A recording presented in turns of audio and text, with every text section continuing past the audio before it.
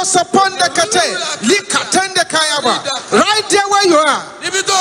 Whether it's convenient for the enemy or not. Possess your breakthroughs in the name of Jesus.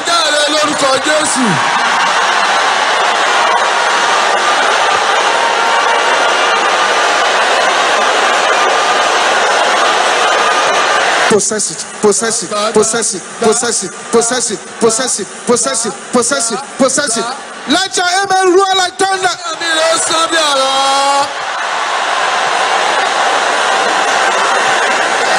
Jesus.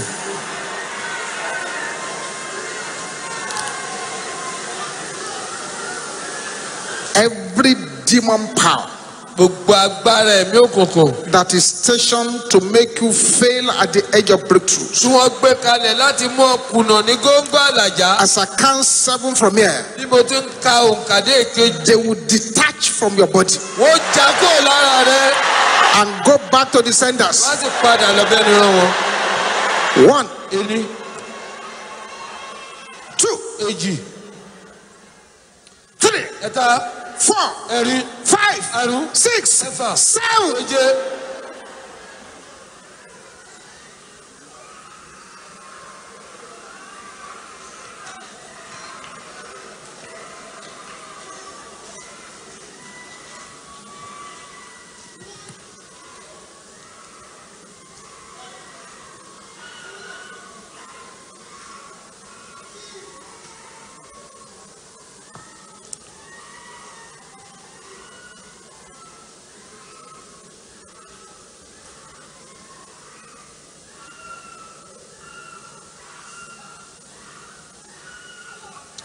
Something is happening over there. Yes. I'm going to say some strange things. Those who are concerned, the power of God will fall upon you, and that yoke shall be immediately broken. Those who are here, and there are powers swearing before shrines that you will not prosper. Right there where you are, the power of God is coming upon you now. Let that yoke be broken in the name of Jesus.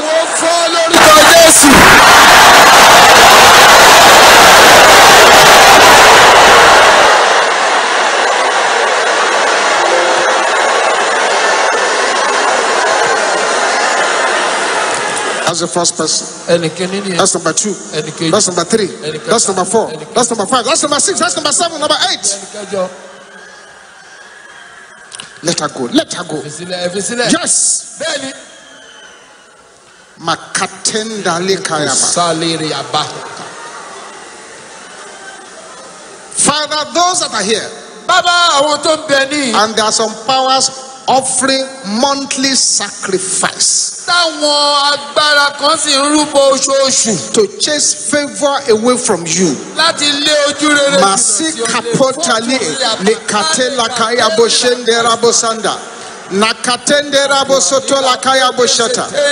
Every power chasing away your favor, powers chasing away your favor, I command them to depart from you now in the name of Jesus. They must depart. They must depart. They must depart. They must depart. They must depart. They must depart. They must depart. They must depart. They must depart. They must depart in the name of Jesus.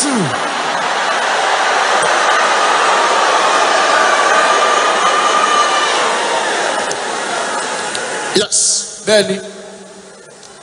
And you, that person over there. The power that wants you to repeat the mistakes of 2019. I command them to depart from you now in the name of Jesus.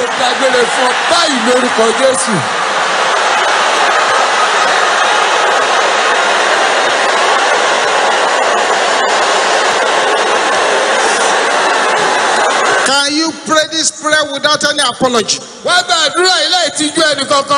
Powers seeking for for my blood this year.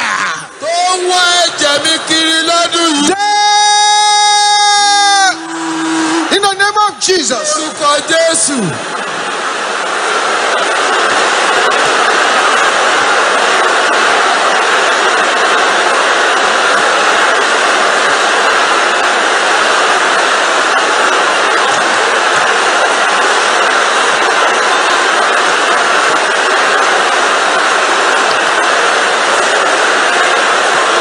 Open your mouth.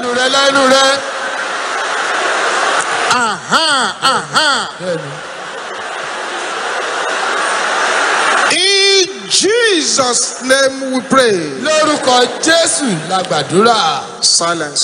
Please don't say anything until I ask you to speak.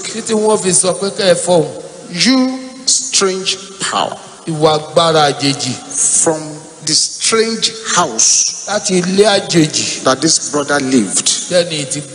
You strange power from the strange house this sister lived.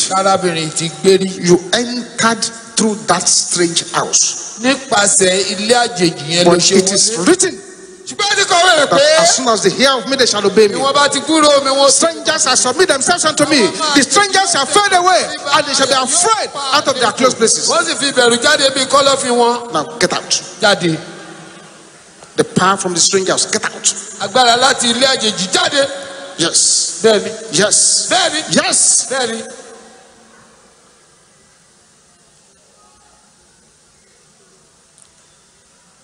As the first person. The second person. The familiar spirit that got into you in that house. It's coming out. The spirit of failure. It's coming out. The spirit of sexual perversion. It's coming out.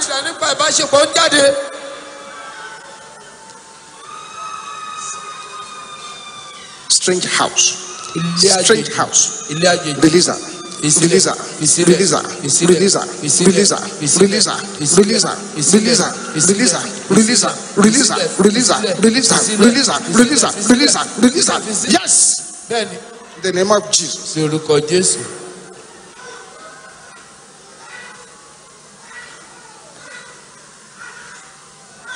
Today is today. Enough is enough.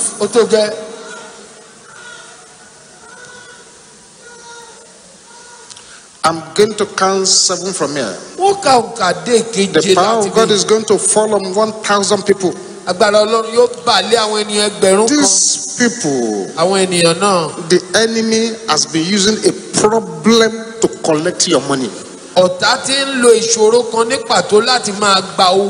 as I count 7, the power of God will come upon you, and nobody will use problem to collect your money anymore. 1, 2,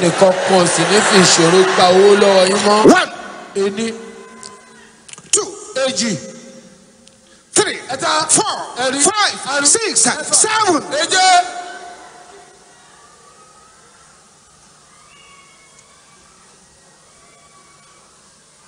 It's happening.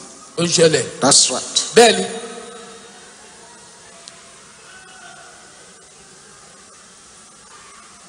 Yes. Jesus. Can you shout this with anger?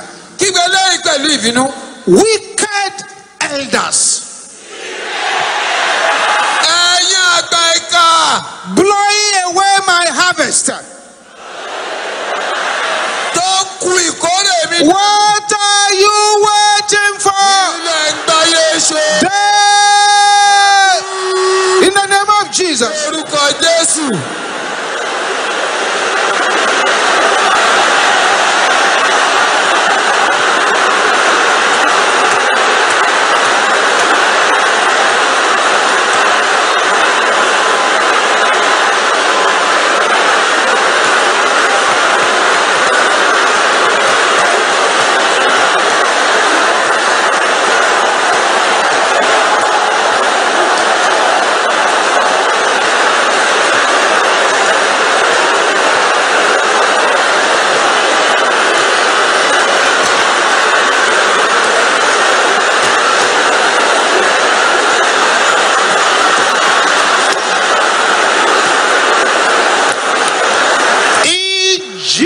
Jesus' name we pray. Lórúkọ Jésù la gbàdúrà. Now 21 times Ní ìgbà 21, you will shout this proclamation ó kígbe ìpolongo yìí. as we conclude our first session. Ní bá ó ṣe parí ìpele àkọ́kọ́. Year 2020. Ọdún 2020. Hear the word of the Lord. Bọ́ọ̀rọ̀ Olúwa. Favor me by fire. Ṣe mí níre nípa iná. Amen. Are you ready? Ṣé ẹ ti múra sí? 21 times. Let's go.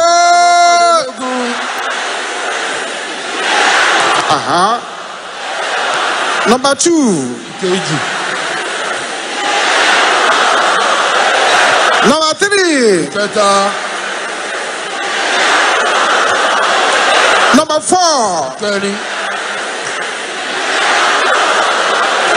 Number 5. Karùn-ún.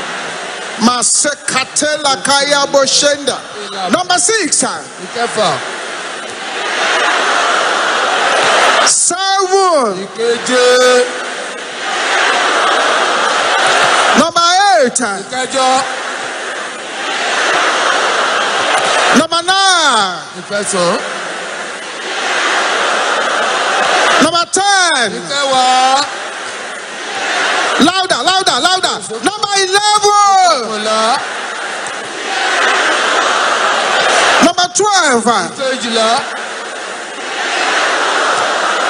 Number 13. Ìkẹtàlá. Number 14. Kẹrìnlá. Number 15. Àdógún. Number 16. Ìkẹrìndínlógún. Number 17. Ìkẹtàdínlógún. Makato lakaya bushe. Number 18. Méjìdínlógún. Louder, louder, louder, louder. Number 19. Ọ̀kàndínlógún. Aha, Bẹ́ẹ̀ni. aha. Bẹ́ẹ̀ni. Number 20. Ogún. Number 21. Ológun. A louder man. Omilẹ̀. Have your seat now. Ẹ jókòó báyìí. Thank you, O Jesus. ṣeun Jésù.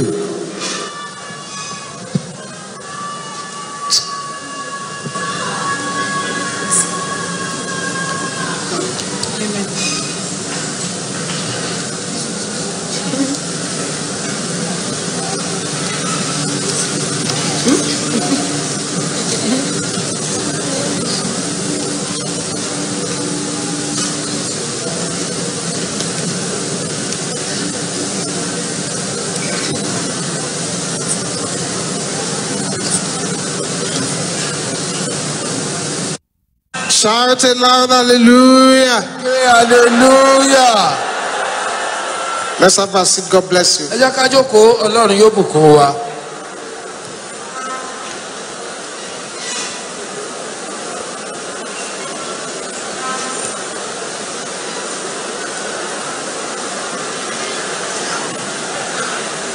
I'd like you to listen to me very carefully. Mo fẹ́ kẹ́ ẹ tẹ́tí bẹ̀lẹ̀ jẹ́ gbọ́ mi. As we go into our next session. Nígbà tí ń wọnú ìpele tó kàn. But I need to give you a brief idea Ṣùgbọ́n mo fẹ́ fún yín ní òye kékeré of the prophetic picture of this year 2020 nípa àwòrán wòlíì ọdún 2020 as part of our divine acceleration section. lábẹ́ ìpele ìtanikánkán látọ̀dọ̀ Ọlọ́run. The year 2020. Ọdún 2020. This is an extremely interesting year. Ọdún yìí jẹ́ ọdún tó lárinrin púpọ̀. Amen. Àmín. It's what you can call A lè pè é ní a palm up, àtẹ́lẹwọ́ tó ṣí sókè a palm down year. tó tún ṣí sílẹ̀. Ọdún àtẹ́lẹwọ́ tó kọjú Palm sókè up. tó tún kọjú sílẹ̀. Palm down. Palm up for reception. or collection. àtẹ́wọ́ tó ṣí sókè láti gba nǹkan. Palm down for losing àtẹ́wọ́ tó dojúdé láti pàdánù nǹkan or turning away. àbí láti da nǹkan nù. Palm up àtẹ́lẹwọ́ tó ṣí sókè for giving generously. láti fi fúnni dáadáa. Palm down ó ṣí sílẹ̀ for covering sin under which no man can prosper. láti bo ẹ̀ṣẹ̀ mọ́lẹ̀ lábẹ́ èyí tí ẹnikẹ́ni kò lè ṣe rere. What then are the prophetic characteristics of this year? kí wá ní àwọn àmúyẹ ọdún náà nípa ìṣe wòlíì? Number one, èkíní, and listen very carefully. ẹ tẹ́tí bẹ́lẹ̀ jẹ́ o. A year ọdún for rewriting negative family history. títún àwọn ìtàn ẹbí tí kò dára kọ.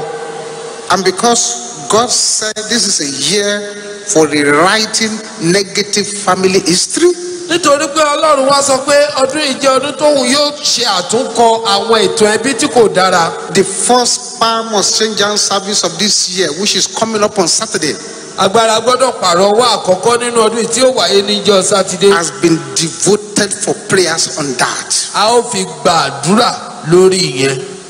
This first palm exchange is coming on Saturday. agbára gbọ́dọ̀ pààrọ̀ ọwọ́ àkọ́kọ́ níjọ́ sátidé tó That kọ̀ means yìí. once you break your fast with manna water now, ó túmọ̀ sí pé tó bá ti já àwẹ̀ rẹ pẹ̀lú Oh, you have broken it already? àbó tiẹ̀ ti já. you can eat all you can today, ó lè jẹ gbogbo ohun tó bá wọ̀n lónìí, or you can tomorrow. gbogbo ohun tó bá wọ̀n lọ́la, You stop tomorrow night. ṣùgbọ́n alẹ́ ọ̀la o. Friday, the first palm exchange passing of the year, don't miss it. láti ọjọ́ Friday agbára gbọ́dọ̀ pààrọ̀ ọwọ́ àkọ́kọ́ nínú ọdún yìí o gbọ́dọ̀ má The gba fasting, don't miss the àwẹ̀ rẹ̀, fasting má ṣàlàyé gba àwẹ̀ yẹn. of that first palm exchange service of the year. tí ìsìn agbára gbọ́dọ̀ pààrọ̀ ọwọ́ àkọ́kọ́ nínú And ọdún. notice that palm exchange service shall take place at the headquarters, not here. sì kíyèsí pé ìsìn agbára gbọ́dọ̀ pààrọ̀ ọwọ́ náà olú ìjọ wa la ó ti ṣe o kì í ṣe ìlú àdúrà o. So all in the regions you can connect to what you are doing at the headquarters. ní gbogbo àwọn ẹkùn ẹ̀sùn pọ̀ mọ́ ohun tí a bá ń ṣe lólú ìjọ wa. If you love prayer city, you can come here and you will follow us on the screen. ẹni bá gbádùn ìlú àdúrà ó lè wá síbí kó sì máa wo ohun tí a ń ṣe lórí amóhùnmáwòrán. But it's a year for rewriting negative family history. ṣùgbọ́n ó jẹ́ ọdún títún ìtàn búburú ti ẹbí kọ. You can call 2020 a happy new year. You can also call it a happy new decade. a lè pe ọdún 2020 ní ọdún titun tàbí ọdún mẹ́wàá tuntun. So you should make up your mind ìwọ ló ń pinnu ọkàn rẹ that you want to write off ló fẹ́ kọ kúrò the negative traits of your family line. àwọn àmì tí ò yẹ nínú ẹbí rẹ dànù. There will be somebody in that program ẹnìkan yóò wá sí ìpàdé yẹn that your unending laughter shall start that day. tí ẹ̀rín aláìlópin rẹ̀ yóò bẹ̀rẹ̀ lọ́jọ́ yẹn. So it's a year for rewriting negative family ó history. jẹ́ ọdún tó tún ìtàn ibi nínú ẹbí kọ. 2. ìkejì, It's a year of aggressive prayers ó jẹ́ ọdún àwọn àdúrà tó ní ipá against voices from foundation. lòdì sí àwọn ohun láti ní ìpìlẹ̀. 3. ìkẹta, It's a year of unbelievable answers to prayers. ó jẹ́ ọdún ìdáhùn sí àdúrà tó máa níni lára láti gbàgbọ́. And mark my words, a year of uncommon testimonies. ẹ kíyèsí o, ọdún àwọn ìjẹ́rìí tí ò wọ́pọ̀. 4. ìkẹrin, It's a year of it can only be God testimonies. ó jẹ́ ọdún àwọn ìjẹ́rìí Ọlọ́run nìkan ló lè ṣerú èyí. 5. ìkarùn, It's a year ó jẹ́ ọdún where many captives ọ̀pọ̀lọpọ̀ àwọn òǹdè will totally divorce their chains. wọ́n ó já ṣẹ́kẹ́ṣẹkẹ̀ wọn ó sì kọ̀ ọ́ lẹ̀ pátápátá. 6. ìkẹfà, For those of you who are students in the school of prayers, fún ẹ̀yin tẹ́ ẹ jẹ́ akẹ́kọ̀ọ́ nílé ẹ̀kọ́ àdúrà. a year like this is a year for consistently activating and deploying the blood of Jesus. ó jẹ́ ọdún tí ènìyàn yóò máa lo ẹ̀jẹ̀ Jésù Kristi ó sì máa fún ní iṣẹ́ ṣe ní gbogbo ìgbà. We should come back to our traditional blood of Jesus prayer. A gbọ́dọ̀ padà sí àwọn àdúrà wa ìbẹ̀rẹ̀ pẹ̀pẹ̀ nípa ẹ̀jẹ̀ Jésù. 7. Ìkeje. It's a year when the Lord Ó jẹ́ ọdún tí Olúwa shall dash in pieces yóò fọ́ tútú the kingdom of evil rulers. ìjọba àwọn aláṣẹ búburú. 8. Ìkẹjọ. This year, Lọ́dún yìí many families ọ̀pọ̀lọpọ̀ ìdílé shall climb to new heights of victory. yóò gun ìpele ìṣẹ́gun tuntun. 9. Ìkẹsàn-án.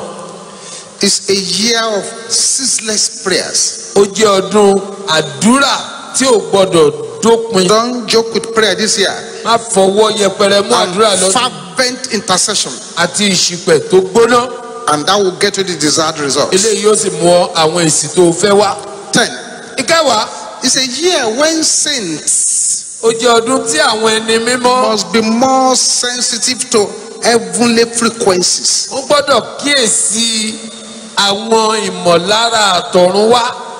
11. Ìkọkànlá. It's a year that food supplies Ó jẹ́ ọdún tí oúnjẹ from the kingdom of Herod láti ìjọba Hẹ́rọ́dù shall be cut off. á ké dànù.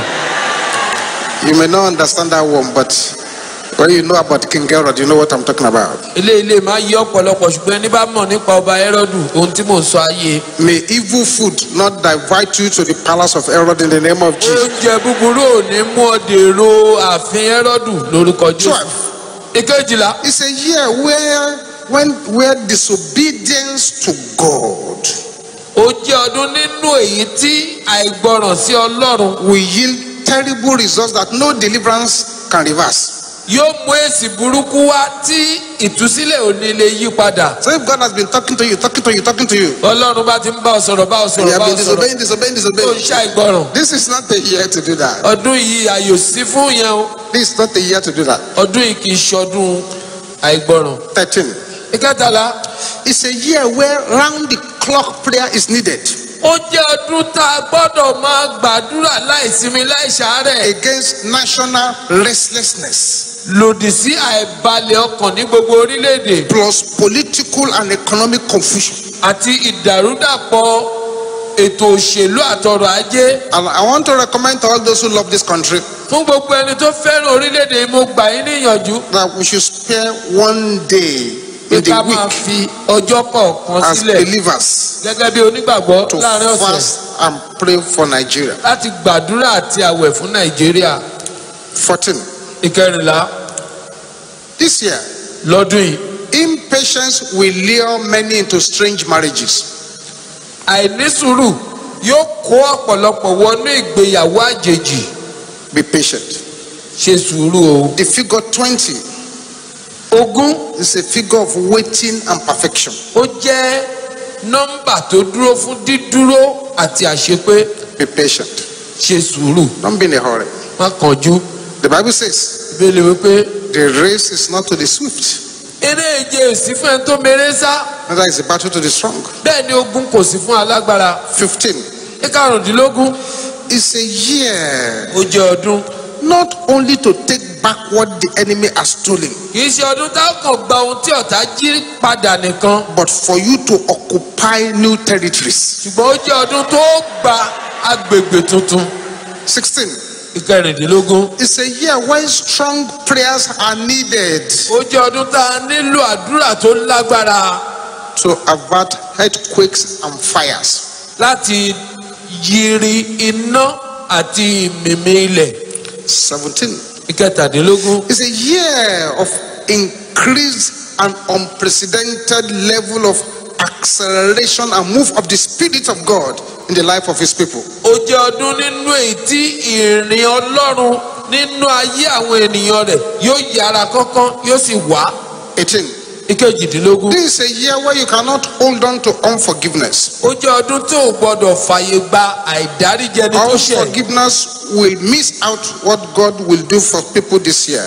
àìforíjì ẹni tó ṣẹ̀ ni yóò jẹ́ kéèyàn pàdánù. Unforgiveness will make you to miss out on what God wants to do for you this year. àìdáríjì ẹni tó ṣẹ̀ ọ́ yóò mú kó o pàdánù ohun tọ́lọ́run ní fún ọ lọ́dún yìí. 19. ìkọkàndínlógún. This year 2020 will certainly be messy and confusing. ọdún 2020 yìí yóò ní rúdurùdu àti ìdàrúdàpọ̀ nínú. 20. ogún. It's a year where some major leaders will be unbelievably shifted away. ó jẹ́ ọdún tí àwọn adarí ńláńlá a ó ṣì wọn nídìí lọ́nà tó máa ṣòro láti gbàgbọ́. 21. ìkọkànlélógún. A year where all things that many have planted and watered in the past years ó jẹ́ ọdún tí ọ̀pọ̀lọpọ̀ nǹkan tí ènìyàn púpọ̀ ti gbìn tí wọ́n sì ń bomirin fọ́pọ̀lọpọ̀ ọdún. will now begin to bloom and to blossom and produce fruits. yóò bẹ̀rẹ̀ sí í so èso yóò máa tàn kálẹ̀. 22. ìkejìlélógún. This is a year when many who have endured seasons of darkness ó jẹ́ ọdún tí àwọn tó ti farada ọ̀pọ̀lọpọ̀ sáà òkùnkùn, seasons of delay, sáà ìdánidúró, seasons of trial sáà ìdẹwò and tribulations, àti ìpọ́njú. they will sing their song and dance their dance. wọ́n kọrin tiwọn wọ́n sì jó ijó tiwọn. 23. ìkẹtàlélógún. Will be a year of returns of long-term prodigals who have repented. yóò jẹ́ ọdún ìpadàbọ̀ ọ̀pọ̀lọpọ̀ àwọn ọmọ onínàkúnà tọdún pípẹ́ tó wá ronúpìwàdà. 24. ìkẹrìnlélógún. This is a year where we must all return to our ancient landmark. ó jẹ́ ọdún tí gbogbo wa gbọ́dọ̀ padà sí àwọn ààlà ìgbàanì tiwa. As written in Jeremiah chapter 6 verse 16 to 17. gẹ́gẹ́ bá a ti kọ́ sínú ìwé Jeremáyà orí kẹfà ẹsẹ̀ We must ìkẹrìndínlógún sí go back to ìkẹtàdínlógún. the ancient pathway of holiness and righteousness, gbọ́dọ̀ padà sí ipa ọ̀nà àtijọ́ ti òdodo àti ìwà mímọ́. so that all those things which used to happen during the times of our fathers will begin to happen again. káwọn nǹkan tí ń ṣẹlẹ̀ nígbà àwọn baba ńlá wa bá tún máa ṣẹlẹ̀ sí. 25. It's a ìkarùndínlọ́gbọ̀n. year of perfection of divine vision for so many people. ó jẹ́ ọdún àṣepé ìran Ọlọ́run fún ọ̀pọ̀lọpọ̀ ènìyàn. 26 is a year of positive and negative harvest. So do well this year. ìkẹrìndínlọ́gbọ̀n ó jẹ́ ọdún ìkórè rere àti ìkórè búburú. nítorí bẹ́ẹ̀ lọ́dún yìí hùwà re o. Do well. hùwà re. 27. ìkẹtàdínlọ́gbọ̀n. Extraordinary and sacrificial giving fífi fúnni lọ́nà tó tayọ tó sì ń kanni lára. will yield very powerful result this year. yóò mú èrè tó lágbára wá lọ́dún yìí. Being stingy will result in disappointment. ìhàwọ̀ yóò fa ìjákulẹ̀. 28. This year 2020 will be an up and down year. ìkejìdínlọ́gbọ̀n ọdún 2020 yóò jẹ́ ọdún òkè àti ilẹ̀. 29. It will be a year that the Lord shall tear in pieces the kingdom of those boasting against him. ìkọkàndínlọ́gbọ̀n yóò jẹ́ ọdún tí Olúwa yóò fa ìjọba àwọn tó ń fọ́nu lòdì sí ya. 30. ọgbọ̀n. It's a season ó jẹ́ sáà where that which has delayed the breakthrough of children of God tí ohun náà tó ti dá àlàjá àwọn ọmọ Ọlọ́run dúró shall be dashed to pieces. á fọ́ tútú. And 31. ìkọkànlélọ́gbọ̀n That which is known as the resurrection power, ohun tó ń jẹ́ agbára jíǹde this year will continue to rattle dry bones. lọ́dún yìí yóò bẹ̀rẹ̀ sí mì àwọn egungun gbígbẹ Rattle dry bones back to life. padà tí wọ́n fi dá láàyè Like the Ezekiel army. bíi àwọn ọmọ ogun Èsíkẹ́lì. 32. ìkejìlélọ́gbọ̀n. This year the Lord will bring turning points and fresh start for so many people. lọ́dún yìí Olúwa yóò mú àyípadà àti ìbẹ̀rẹ̀ ọ̀tun wá fún ọ̀pọ̀lọpọ̀ ènìyàn. Now let me now mention the last one which is of great concern. èyí tó kẹ́yìn ó sì ṣe pàtàkì púpọ̀. Is that more than any other year, ju àwọn ọdún mìíràn lọ the enemy plans to release the dog spirits, ọ̀tá pètèpèrò àti tú àwọn ẹ̀mí ajá síta. strange sexual perversion, àyídáyidà nípa ìbáṣepọ̀ tó ṣe strange àjèjì. sexual urges Àwọn ìfẹ́ fún ìbálòpọ̀ tó ṣe àjèjì. to destroy so many destinies. Láti ba àyànmọ́ ènìyàn púpọ̀ jẹ́. It's a year where the misuse Ó jẹ́ ọdún tí àṣìlò of 2 organs in your body ẹ̀yà ara méjì lágọ̀ọ́ ara rẹ will give rise to disastrous circumstances. yóò fa àwọn àjálù ńlá. What are the 2 organs? Kí làwọn ẹ̀yà ara méjì náà? Your tongue Ahọ́n rẹ and your sexual organs. àti ojú ara rẹ. It's a year when you misuse them, Ó jẹ́ ọdún tó bá ṣì wọ́n lò. you may not gather yourself again to tell the story. O lè má gbádùn ara rẹ mọ́ láti lè sọ ohun tó ṣẹlẹ̀ sí ọ. I'm telling you now so that you can understand. Mo ń sọ eléyìí nísinsìnyí kó ba lè yé yín. I will not say because I'm speaking here to adults and young ones and everybody. Mo ò ní sọ pé torí àwọn àgbàlagbà àti àwọn ọmọ kékeré I nìkan will níbi make ni mo ń bá sọ̀rọ̀. no assumption. Mo ò ní sọ pé mo yọ ẹnìkankan sílẹ̀. I was invited to a youth meeting Wọ́n pè mí sí pàdé àwọn ọ̀dọ́ kan. and the theme Àkórí ọ̀rọ̀ was ni the altar of destiny obituary. pẹpẹ ìṣekúpa àyànmọ́. I will begin to identify the altars that destroy destiny. A sì bẹ̀rẹ̀ sí ṣàyẹ̀wò àwọn pẹpẹ tó máa ń pa àyànmọ́. And we began to analyze those altars one by one. A bẹ̀rẹ̀ sí wo àwọn pẹpẹ náà lọ́kọ̀ọ̀kan One by one. lọ́kọ̀ọ̀kan. By the time we look through all the various altars the enemy is using to send the lives of youth into obituary, Nígbà tá a fi máa wo gbogbo àwọn pẹpẹ tí ọ̀tá ń lò láti fi rán ayé àwọn ọ̀dọ́ sí ìtẹ́kùú, we came to the conclusion àwa rí i pé that the most potent weapon of the devil ohun ìjà èṣù tó lágbára jùlọ that is wasting, tó ń fi ṣòfò that has wasted, tó ti fi the enemy is ṣòfò about to use to waste tọ́tà sì tún fẹ́ lò láti fi in this particular year lọ́dún yìí. is sexual perversion, Òun ni àyídáyidà ìbálòpọ̀ sexual urges. àti ìfẹ́ fún ìbálòpọ̀. After the meeting, Lẹ́yìn ìpàdé náà, a group of young ones came to me àwọn ọ̀dọ́ mélòó kan wọ́n bá tọ̀ mí wá. and they asked a question. Wọ́n á béèrè ìbéèrè kan. This is a small digression, Mo kàn yàbàrà díẹ̀ ni o. although it's for young people. Ó tilẹ̀ jẹ́ pé àwọn ọ̀dọ́ ló bá wí. You too, all adults, listen. Ẹ̀yin àgbà náà ẹ̀fẹ̀ This sísè young o. one said, "Excuse me, sir. Àwọn ọ̀dọ́ náà wá ní ẹjọ́ wá. We agree Àgbà that sexual perversion, adultery, fornication can send a destiny to obituary. pé àyídáyidà nínú ìbálòpọ̀ àgbèrè panṣágà ó lè rán àyànmọ́ ènìyàn sí ìtẹ́kùú. Say, but sir, what do I do when I keep having sexual urges? Ṣùgbọ́n alàgbà kí ni kí n ṣe nígbà tí ìfẹ́ fún ìbálòpọ̀ bá ń dé bá mi? Let me tell you what I told them. Ẹ jẹ́ kí n sọ ohun tí mo sọ fún wọn. It will be useful to somebody. Yóò wúlò fáwọn kan nínú yín náà. I said number 1, Mo ní èkéní. flee every tempting situation. Sá fún gbogbo ìṣẹ̀lẹ̀ tó bá ń dán ọ Every wò. tempting situation, every tempting company, run away from them. Gbogbo àwùjọ tó ń fa ìdẹ̀wò fún ọ, sá fún wọn. 2, Ìkejì, let your head be correct. jẹ́ kí orí rẹ pé. At least think deeply about the consequences of what you're about to do. Ronú jinlẹ̀ nípa ohun tí ó tẹ̀yìn nǹkan tó fẹ́ ṣe jáde o.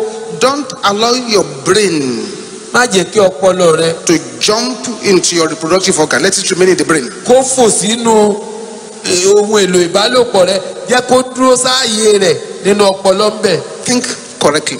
Ronú dáadáa. Think very deeply. Ronú jinlẹ̀. You say you want to get a degree. Olùfẹ́ kẹ́kọ̀ọ́ gboyè. Why don't you face that degree? O ṣe gbájúmọ̀ yẹn náà. You want to get a degree. Fẹ́ kẹ́kọ̀ọ́ gboyè. You didn't face the degree. O gbájúmọ̀ ìkẹ́kọ̀ọ́ You gboyè rẹ. committed fornication. O ṣe àgbèrè. You got pregnant. O wá lóyún. By the time they check you up, Nígbà tí wọ́n tún máa yẹ̀ ẹ́ wò. the babies were triplets. Ìbẹ́ta làwọn ọmọ tó wà ń kún rẹ. When will you continue the education now? Báwo lo ṣe fẹ́ kàwé? You have 3 children to look after. Nígbà tí ọmọ mẹ́ta wà nílẹ̀ tó bójútó. Let your brain be correct. Jẹ́ kí ọpọlọ rẹ kó pé. 3, Ìkẹta, I said you should flee from pornography. sá fún wíwo àwòrán àwọn oníbàálòpọ̀. The 4, Ìkẹrin, when such urges come to you, nígbà tí àwọn ìfẹ́ fún ìbálòpọ̀ bá dé bá ọ, engage them in distraction. ṣì wọ́n lọ́nà, Do something else. ṣe nǹkan mìíràn, Rechannel your energy. fi agbára rẹ sí nǹkan míì. 5, Ìkarùn, quote scriptures. máa jẹ́wọ́ ọ̀rọ̀ Ọlọ́run. 6. If you have received the baptism of the Holy Spirit and the urge suddenly come upon you, start to speak in tongues. ìkẹfà tó o bá ti gba ìbátísì ẹ̀mí mọ́ tí ìfẹ́ fún ìbálòpọ̀ yìí bá sì kì ọ́ mọ́lẹ̀ bẹ̀rẹ̀ sí fèdè fọ̀. 7. Engage in deep worship, praises and worship. ìkeje tí ara rẹ bọnú ìyìn àti ìjọsìn sí Ọlọ́run tó jinlẹ̀. And I said 8. ó sì wípé ìkẹjọ. Get out of the environment where you find it difficult to control your urge. jáde kúrò ní agbègbè tó o rí pé ó nira fún ọ láti ṣàkóso ìfẹ́ fún ìbálòpọ̀ rẹ. Said 9. ìkẹsàn-án. Avoid situations that trigger urges. yẹra fún àwọn ìṣẹ̀lẹ̀ tó máa ń mú kí ìfẹ́ fún ìbálòpọ̀ ó dé bá ọ. 9. ìkẹsàn-án. Abstain from masturbation. yẹra fún kéèyàn máa fọwọ́ dára rẹ̀ lára yá fún ìbálòpọ̀. I used to think that masturbation was a problem of the young ones. tẹ́lẹ̀tẹ́lẹ̀ rí mo máa ń rò pé àwọn ọ̀dọ́ ni fífọwọ́ ara ẹni dára ẹni lára yá fún ìbálòpọ̀ ń dà láàmú. Change my mind totally now. ṣùgbọ́n tí wàá yé mi dáadáa báyìí. A lot of married adults, married and unmarried adults, they engage in this practice which destroys. ọ̀pọ̀lọpọ̀ àwọn àgbàlagbà àti èyí tó ti ṣègbéyàwó àti èyí tí ò ṣègbéyàwó ló ń kópa nínú nǹkan burúkú tó máa ń panirun yìí. 10. I said abstain from drugs and alcohol. ìkẹwàá mo ní yẹra fún ọtí mímu àti Hard egbògi drugs and alcohol. olóró àti ọtí mímu. I said now control your thoughts by the Holy Spirit. nípa ìrànlọ́wọ́ ẹ̀mí mọ́ ṣàkóso ìrònú rẹ. 9. Avoid situations that trigger. 10. Abstain from masturbation. 11. Abstain from drugs and alcohol. 13. Control your thoughts by the Holy Spirit. ṣàkóso èrò ọkàn rẹ nípa ìrànlọ́wọ́ ẹ̀mí mímọ́. Next point is keep yourself very busy. ètò tẹ̀lé ni pé kún fún iṣẹ́. Keep yourself very busy. kún fún iṣẹ́ jẹ́ kí ohun tó ń ṣe wà tó máa gbé ọkàn rẹ kúrò nínú àwọn nǹkan bẹ́ẹ̀. Next, you could practically go and take a cold shower or a warm bath. èyí tó tẹ̀lé ni pé o lè lọ wẹ̀ pẹ̀lú omi gbígbóná àbí omi tútù. Be a man of prayer. kó wá jẹ́ ẹni tó ń gbàdúrà. Prayer warriors àwọn àfàdúrà jagun don't have this kind of issues. wọn kì í sábà nírú àwọn ìṣòro And now I yìí. told them, I said, finally, kó wá ní lákòótán. if all you are thinking about in your life is sex, bá jẹ́ pé gbogbo ọjọ́ ayé rẹ ló fi ń ronú nípa ìbálòpọ̀. it means that you need deliverance. ó túmọ̀ sí pé o nílò ìtúsílẹ̀. A minimum of 2 or 3 weeks at the prayer city here, bíi ọ̀sẹ̀ 2 sí 3 nílùú àdúrà ń bí. so that you can clear your life kí o bá lè gba ayé rẹ mọ́ tónítóní from the pollution of the enemy. kúrò nínú àdàlù tí ọ̀tá kó bá. Remember, the 33 points, ẹ rántí àwọn ọ̀rọ̀ 23. misuse of your sex organs this year will give disastrous circumstances. ṣíṣí ojú ara rẹ lò ní ọdún yìí yóò fa ìjàmbá o. You will try and abort, the abortion will not be successful. ó gbìyànjú láti yọ oyún òní wálẹ̀. The child will stay. ọmọ òun á dúró. Give birth to that child ó bí ọmọ náà who will now come and trouble your life. tí ó wá bẹ̀rẹ̀ sí dààmú ayé rẹ. These are serious matters. ọ̀rọ̀ tó lé ní ọ̀rọ̀ wọ̀nyí And I must make them very, very clear to you. sì láti jẹ́ kó yé yín dáadáa. How do we deal with a year like this? kí lèyìn ó ṣe nírú ọdún yìí? 1. èkíní Holy living, ìgbé ayé ìwà mímọ́ not negotiable. kò ṣe é dúnadúrà o. H. Holy living. ìwà mímọ́ Holy living. ìgbé ayé ìwà mímọ́. 2. ìkejì No nonsense prayers. àdúrà tí ó gbàgbàkúgbà. 3. ìkẹta Bible addiction. jíjẹ́ kí bíbélì kó di bárakú. Addiction to the word of God. jẹ́ kí ọ̀rọ̀ Ọlọ́run di bárakú fún ọ. 4. ìkẹrin Self-control. ìkóra ẹni níjàánu. 5. ìkarùn Sacrificial giving. fífi fún Ọlọ́run lọ́nà téèyàn á mọ̀ 6. lára. ìkẹfà Hard work. iṣẹ́ àṣekára. Work hard as a believer. múra síṣẹ́ gẹ́gẹ́ bí onígbàgbọ́. And 7 is watchfulness. ìkeje ìkíyèsára. Watchfulness. ìkíyèsára as how to deal with this year. bí a ṣe lè kojú ọdún yìí nìyẹn. We as members of Mountain of Fire and Miracles Ministry, àwa gẹ́gẹ́ bí ọmọ orí òkè náà ti ṣe ìyanu. we must commit ourselves to practical, passionate and intensive prayers. a gbọ́dọ̀ fira wa sílẹ̀ fún àdúrà tó múnádóko tó sì pọ̀ jọjọ. Until God shows up in our situations. títí ọlọ́run yóò fi farahàn nínú ọ̀rọ̀ wa. Elijah intensified his prayers 7 times ìgbà méje ni èlíjà múra kárakára sí àdúrà rẹ̀. before rain began to fall. kójò tó bẹ̀rẹ̀ sí rọ̀. We need to engage in mad prayer like Elijah did. bíi tèlíjà a nílò láti gbàdúrà wèrè. We need to pray Hannah's style too. a nílò láti gbàrú àdúrà Hánà náà. Hannah's style is praying like a drunken person. àdúrà tí Hánà bí ẹni ọ̀mùtí tó ń gbàdúrà ni. We need to pray Jesus style, a nílò láti gbàdúrà bíi ti Jésù. who prayed until sweat began to drop from his body like blood. ẹni tó gbàdúrà débi pé òógùn tó dàbí ẹ̀jẹ̀ bẹ̀rẹ̀ sí kán lára We rẹ̀. in the Mountain of Fire must commit ourselves to that. àwa ní orí òkè náà ti ṣe ìyanu a gbọ́dọ̀ máa gba irú àwọn àdúrà bẹ́ẹ̀.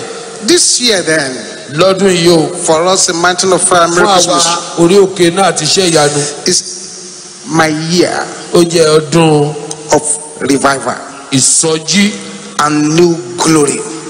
àti ògo tuntun. My year ọdún of revival, ìsọjí my year of spiritual revival ìsọjí ìtẹ̀mí ọdún ìsọjí ìtẹ̀mí and new glory. àti ògo And tuntun. we're going to anchor that on 4 scriptures, a sì fi kọ́ sórí ẹsẹ̀ ọ̀rọ̀ Ọlọ́run mẹ́rin which I'm going to read now. tí wọ́n kà báyìí. I want to recommend that you memorize these scriptures. mo rọ̀ yín pé kẹ́ ẹ kọ́ àwọn ẹsẹ̀ wọ̀nyí sórí. Psalm 116, orin Dáfídì ìkẹrìndínlọ́gọ́fà verse 8.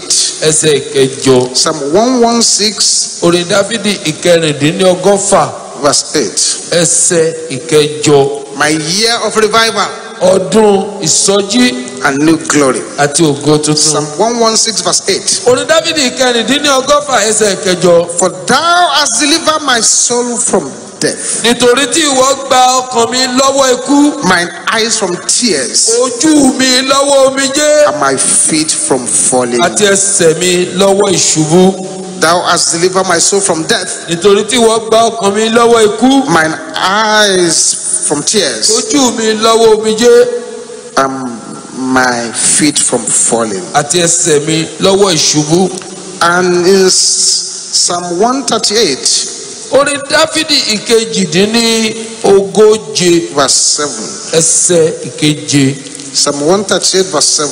orin Dáfídì ìkejìdínlógóje Has ẹsẹ̀ this ìkeje. to say, though I walk in the midst of trouble, bí èmi tilẹ̀ ń rìn nínú ìpọ́njú, thou will revive me. ìwọ ni yóò sọ mí di ààyè. Thou shalt stretch forth thy hands against the wrath of my enemies, ìwọ ó na ọwọ́ rẹ sí ìbínú and àwọn thy right ọ̀tá mi. hand shall save me. ọwọ́ ọ̀tún rẹ yóò sì gbà mí. Though I walk in the midst of trouble, bí èmi tilẹ̀ ń rìn nínú ìpọ́njú, thou will revive me. ìwọ ni yóò sọ mí di ààyè. Then in the popular Isaiah chapter 60, Àìsáyà orí ọgọ́ta Isaiah 60 verse 1, ẹsẹ̀ ìkíní.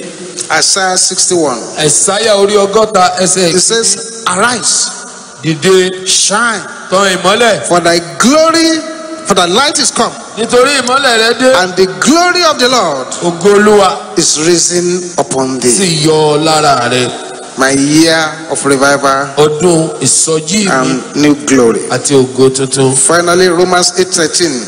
Róòmù orí kẹjọ Those are our working ẹsẹ̀ kẹtàlá. scriptures for this year. àwọn ẹsẹ̀ àmúṣiṣẹ́ wà nìyẹn fún ọdún yìí o. Romans 8:13, Róòmù orí kẹjọ ẹsẹ̀ kẹtàlá. which speaks like this. ó sọ̀rọ̀ Romans báyìí. 8:13. Róòmù orí kẹjọ ẹsẹ̀ kẹtàlá. For if ye live after the flesh, nítorí bí ẹ̀yin bá wà ní ti ara, ye shall die. ẹ̀yin ó kú. But if ye through the Spirit do mortify the deeds of the body, ṣùgbọ́n nípa ẹ̀mí bí ẹ̀yin bá ń pa iṣẹ́ ti ara run, ye shall live. ẹ̀yin ó yè. For if ye live after the flesh, nítorí bí ẹ̀yin bá wà ní ti ara, ye shall die. ẹ̀yin ó kú. But if you through the Spirit do mortify the deeds of the body, ṣùgbọ́n nípa ẹ̀mí bí ẹ̀yin bá ń pa iṣẹ́ ti ara run, ye shall live. ẹ̀yin ó yè.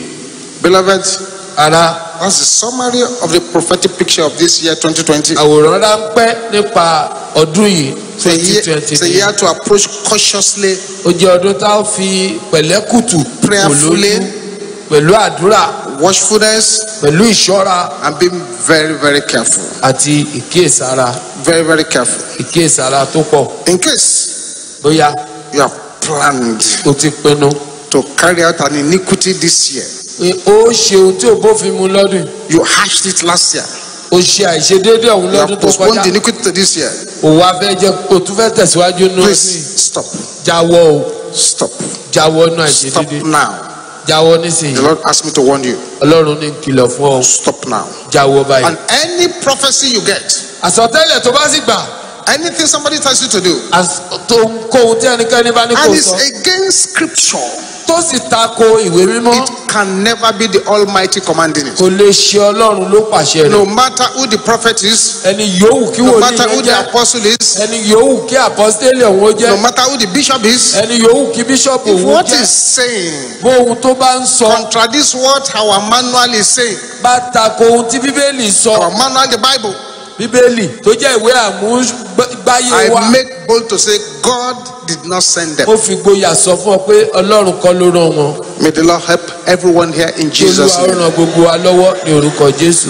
Can you bow down your heads Tẹ́rì rẹ̀ bá nísìnyí. and tell the Lord to give you the grace, Kò sì wí fún Olúwa pé k'Olúwa ó fún ọ ní oore ọ̀fẹ́. grace Oore ọ̀fẹ́ to succeed láti ṣàṣeyọrí in this 2020 year. nínú ọdún 2020 yìí. Talk to the Lord yourself. Bá Olúwa sọ̀rọ̀ tìkára rẹ̀.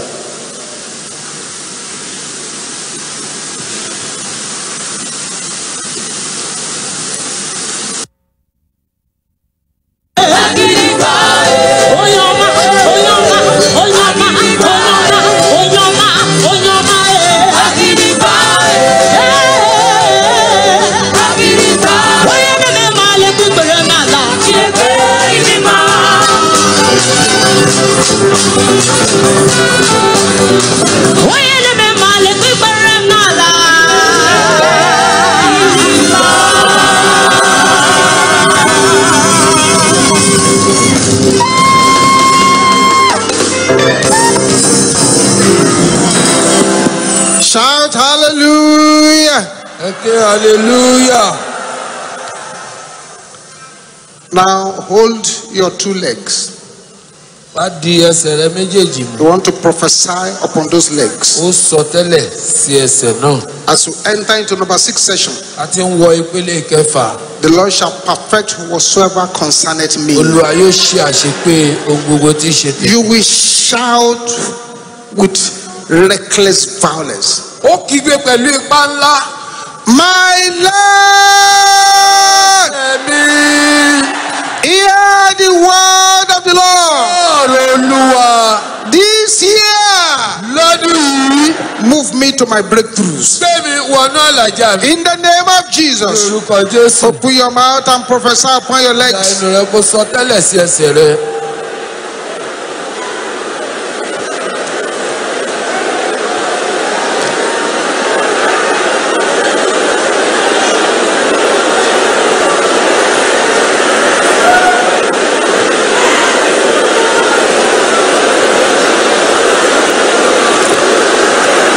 In Jesus' name we pray.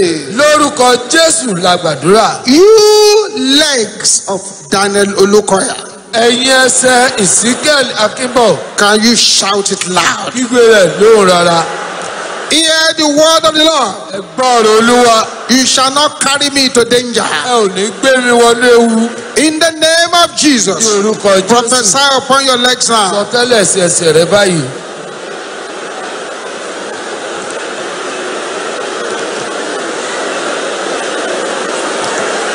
Thank you, O Jesus. ṣeun Jésù. Thank you, Jesus. Thank you, Jesus. Thank you, Jesus. O ṣeun Jésù. Thank you, O Jesus. ṣeun Jésù. Thank you, O Jesus. ṣeun Jésù. Thank you, O Jesus. ṣeun Jésù.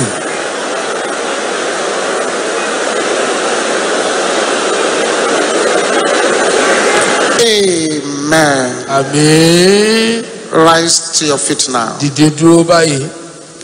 Some words are meant to some people, for some people. àwọn ọ̀rọ̀ kan wà fún àwọn ènìyàn kan. But you can catch the overflow. ṣùgbọ́n o lè rí àkúnwọ́sílẹ̀ rẹ̀ gbà. Once these words are uttered, báwọn ọ̀rọ̀ wọ̀nyí bá ti jáde. those that it concerns, àwọn tó kàn. they may not be able to stand on their feet. ó ṣeé ṣe kó má lè dá dúró. They may feel dizzy. kó yìí kọ wọn. They may even fall. wọ́n tilẹ̀ lè ṣubú. But it's good. ṣùgbọ́n ó dáa. Heaven will complete their surgery. ọ̀run yóò ṣe àṣepé iṣẹ́ Masi àbẹ̀wò. katenda Efu lekaya. àtẹríbalẹ̀. Baribo soponde keya boshende raboka. Bakatende raba. dárídùlà káyà bá ṣe. Silence. Don't even say amen until I ask ẹ you má to tẹ̀ talk. ṣàmì pàápàá títí wọ́n fi ní kẹ́ sọ̀rọ̀. You, that person over there, ìwé ẹni tó ń bẹ ń bẹ yẹn. those powers that are rejoicing àwọn agbára nì tó ń yọ̀ against you lòdì sí ọ. to increase your sorrow, láti mú kí ìbànújẹ́ tirẹ̀ ó pọ̀ sí. I separate them from your kò life. pín wọn níyà láyé rẹ̀. I said, don't say amen, don't say ó ní ẹ anything má ṣàmì ẹ má wí nǹkan kan until I ask you to talk. títí wọ́n fi sọ pé ó yá. The powers rejoicing against you àwọn agbára tó ń yọ̀ lòdì sí ọ. to increase your sorrow, láti jẹ́ kí ìbànújẹ́ tirẹ̀ pọ̀. I separate them from you. mo pín wọn níyà I separate láyé rẹ̀. mo them. pín I wọn níyà. separate mo them. pín wọn níyà. I separate them. mo pín wọn I níyà. separate mo pín wọn them. níyà. I separate them. mo pín wọn I separate them. níyà. I separate them. mo pín I separate them. mo pín wọn níyà. The evil hand ọwọ́ búburú. that prophetess laid upon your head, tí wòlíì obìnrin tó gbélé orí rẹ̀ that has introduced trouble into your tó spirit, fa wàhálà wọnú ẹ̀mí rẹ̀. I evacuate it. Ó yọ I kúrò. evacuate it. Ó yọ I kúrò. evacuate it. Ó yọ I kúrò. evacuate it. Ó yọ kúrò. I evacuate it. Ó yọ kúrò. I evacuate it. Ó yọ kúrò. I evacuate it. Ó yọ kúrò. I evacuate it. Ó yọ kúrò. In the name of Jesus. lórúkọ Jésù. The sex you had ìbálòpọ̀ ni without occultic person tó ṣe pẹ̀lú ẹni tó wà lẹ́gbẹ́ that òkùnkùn has now caged your womb, tó ti wá ha ilé ọmọ rẹ̀ mọ́. I set that womb ablaze dáná sí ilé by ọmọ the náà. fire of the Holy Ghost. fa iná ẹ̀mí Let the evil deposit in that womb irúgbìn búburú nù ilé catch ọmọ náà. fire. Catch fire, catch fire, catch fire, catch fire, catch fire, catch fire, catch fire, catch fire, catch fire, catch fire, catch fire.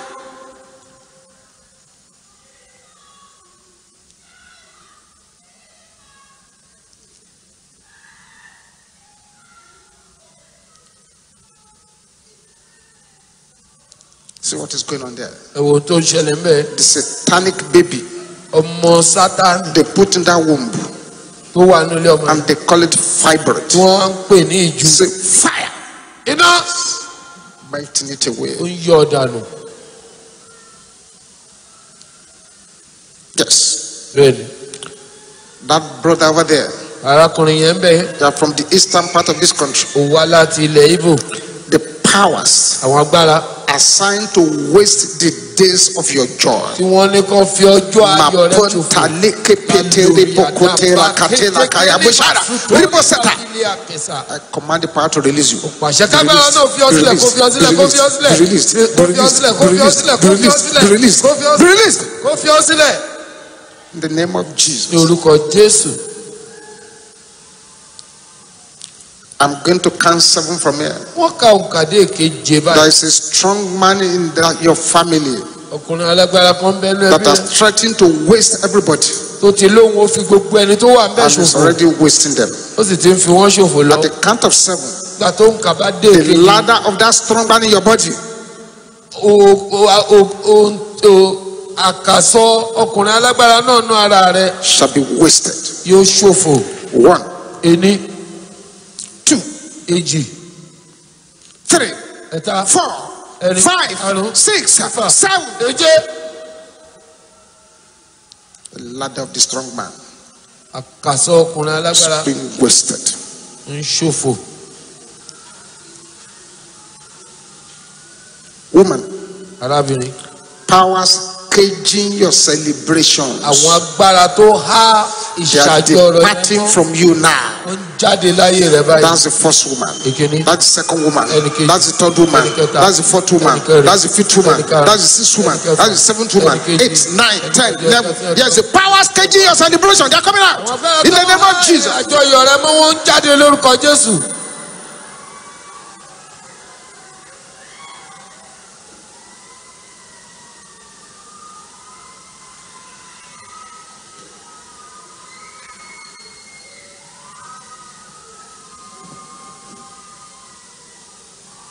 Thank you, o Jesus. ṣeun Jésù. Thank you, o Jesus. ṣeun Jésù. I want you to pray these strange prayers. mo fẹ́ kó gba àwọn àdúrà àjèjì If you yìí. don't understand this, just pray it. ó lè má yé ọ ṣùgbọ́n gbà á. Oh God, arise. Ọlọ́run dìde. Let my enemies use themselves as a sacrifice jẹ́ kí àwọn ọ̀tá mi ó fira wọn rúbọ to end my battles. láti fòpin sí àwọn. Can you say that loud and clear? ìgbé rẹ̀ lóhùn rárá.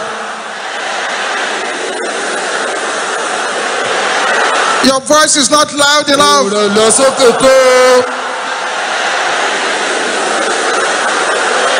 In the name of Jesus. Jésù.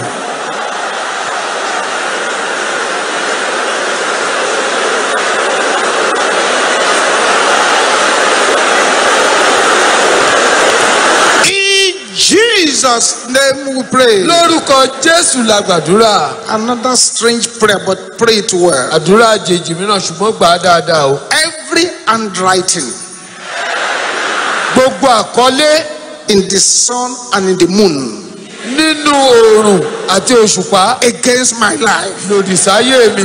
catch fire gbaná. in the name of Jesus. lórúkọ Jésù.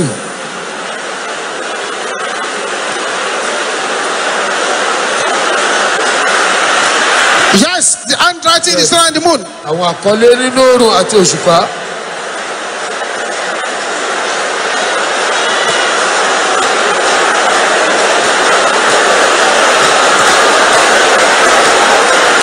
In Jesus' name we pray. lórúkọ Jésù la gbàdúrà. Then 40 times.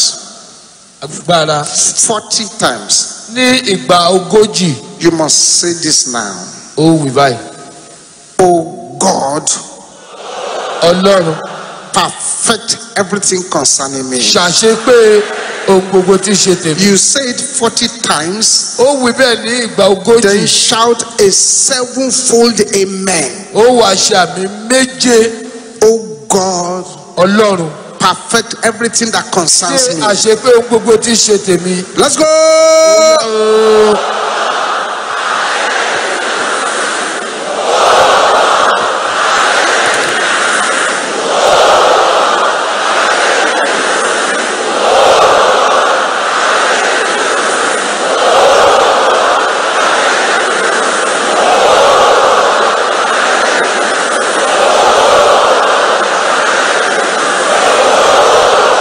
Masukapoto lakaya boshandara bosanda bakatenda likaya boshente rabosonta bakapia likatenda ribosotunda kaya boshandaraba ribosa polikaya boshanda makata lakaya boshendaraba sandaraba. Louder, louder, louder, louder, louder, louder, louder. sókè.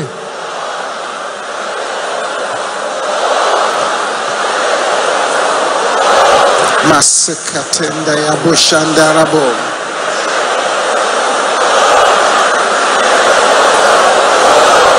Jesus.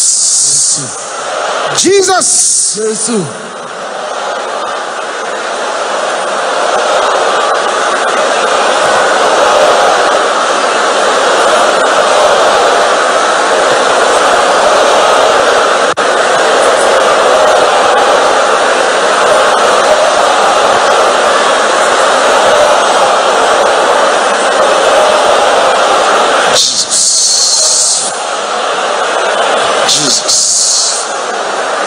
Jésù. Jesus. Jésù. Jesus. Jésù. Jesus. Jésù.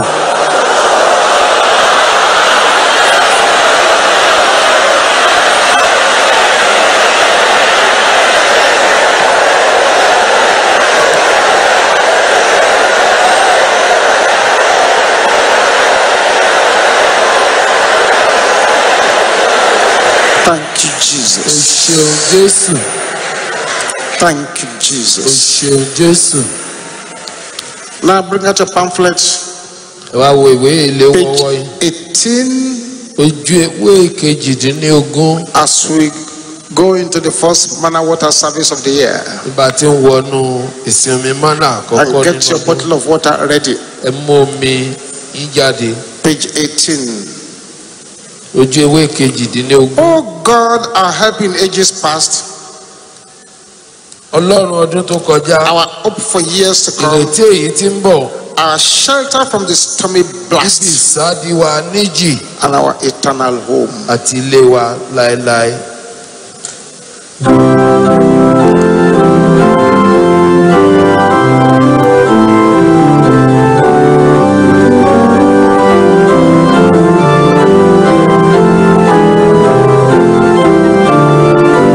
Everybody rising to sing, oh God, our help in ages past. Lórí ìdúró. Oh God, our help in ages past. I hope years to come. Our shelter from the stormy blast and our eternal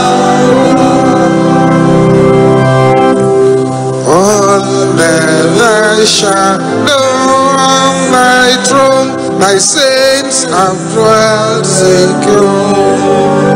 Sufficient is thine arm alone, and I'll defend thee so.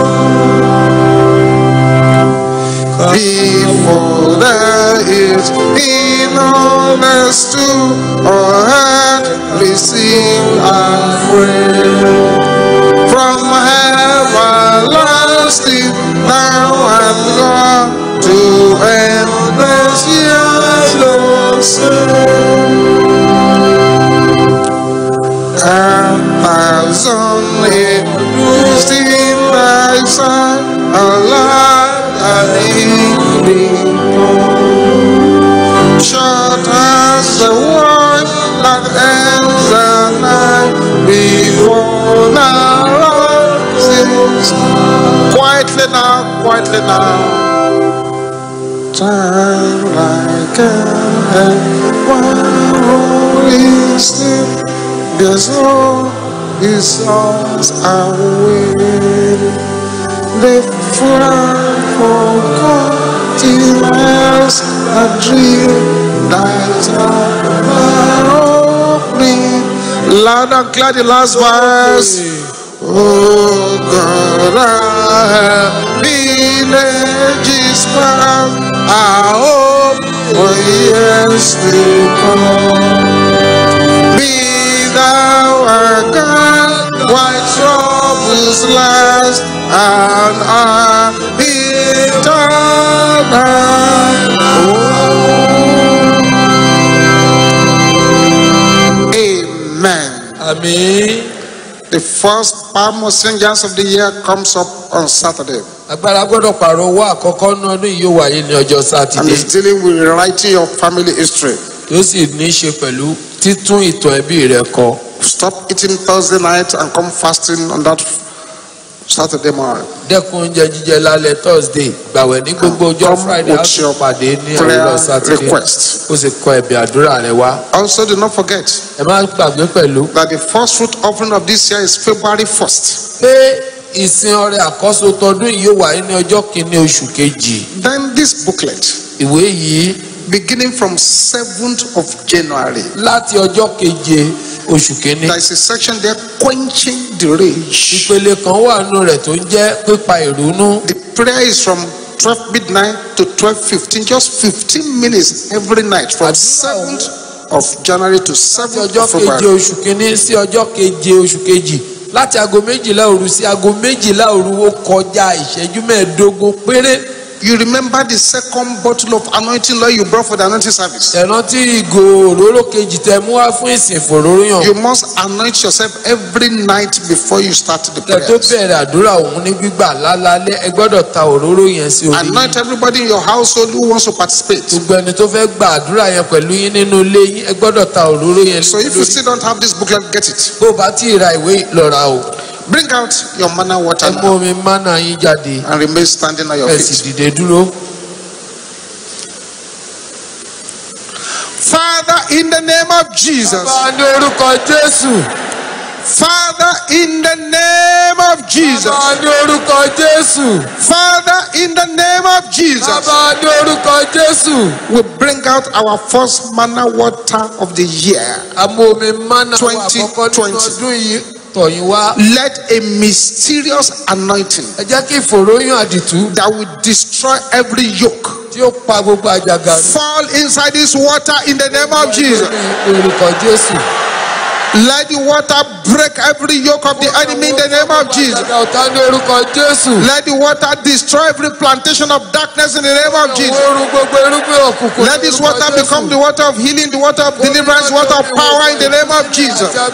Let it become the water of breakthrough, the water of fire in the name of Jesus. Ní orúkọ Jésù. Anywhere this water touches, Bí gbogbo tómi bá kàn. let darkness disappear Òkùnkùn pòórá. in the name of Jesus. Orúkọ Jésù. Let the angel that used to trouble the water of Bethesda Áńgẹ́lì ní tí máa ń trouble this water now in the name of Jesus. orúkọ Jésù. To you, Father, be the Bàbá glory. ẹgbà gbogbo ògo. In Jesus' mighty name we pray. Ní orúkọ ńlá Jésù Kristi A lágbàdúrà. louder amen. Àmín tó rinlẹ̀. Remember, if you are feeling sleepy, wait and sleep before you move. Don't drive while you are sleeping. Ẹni tórun bá ń kùn kó dúró kó sùn dáadáa. Ẹ má wa ọkọ̀ nígbà tórun bá ń kùn yín o. And if you live in dangerous areas, wait a little bit for daylight to come. Ẹni bá sì ń gbé àwọn àdúgbò tó jẹ́ ibi ẹlẹgẹ́ kó dúró kílẹ̀ mọ́ kó tó máa lọlé o. Thank you, O Jesus. ṣeun Jésù. The Lord blesses you from Zion Ìlú àbùkún rẹ láti Síónì wá. and makes his face to shine upon Ojú you rẹ̀ mọ́lẹ̀ sí ọ lára. and be gracious unto Ó sì you. ṣàánú fún ọ. You shall go from strength to Ó ń strength lọ láti pa. and from glory to glory. Láti ògo dé ògo. This year you will shine. Ọdún yìí ó tàn. Every enemy of your shining shall be disgraced. Gbogbo ọ̀tá títàn rẹ yóò ṣẹ̀sín. This year you will mount up with wings as eagle. Lọ́dún yóò fi ìyẹ́ gun òkè bí. This year no weapon formed against you shall prosper. Lọ́dún yìí kò sóhun ìjà tí wọ́n This ṣe year lòdì sí anywhere ọjọ́ you ìṣòro. go darkness shall disappear. Lọ́dún yìí bí gbogbo tó o bá lọ òkùnkùn This yóò year pòórá. the kind of progress you have never made in previous years, Lọ́dún yìí irú you shall make them in the name of Jesus. ó ní orúkọ Jésù. This year when you call for one helper, 20 helpers shall come. Lọ́dún yìí bó bá béèrè olùrànlọ́wọ́ kan ogún ni I yóò cover you and your family with the blood of Gbogbo Jesus. ìwọ àti ìdílé rẹ pẹ̀lú The ẹ̀jẹ̀. sun shall not smite you by day, Òrùn kì yóò pa ọ́ nígbà nor the fún. moon by night. Àbí òṣùpá nígbà For he fún. that keepeth Israel shall neither slumber nor sleep. Ísírẹ́lì mọ́ kì í The Lord shall keep your going and your coming out. Olúwa yóò pa àlọ́ Lord shall keep you in all your ways. Olúwa yóò pa ọmọ No evil shall befall you, burú kan kì yóò ṣubú neither shall lọ. any plague come near your Bẹ́ẹ̀ni camp. àjàkálẹ̀ àrùn kì yóò sì máa Thank bọ̀ you, lọ. Heavenly Father. Adúpẹ́ bàbá wọ̀run. In Jesus' mighty name we pray. Orúkọ ńlá Jésù Kristi lágbà àdúrà. Before we share the grace, Ká tó ṣe oore ọ̀fẹ́, open your bottle of water, ẹ ṣí omi yín, drink a little bit of it, ẹ mu díẹ̀ nínú rẹ̀, pour a little bit on your head. ẹ ta díẹ̀ nínú rẹ̀ sí orí yín.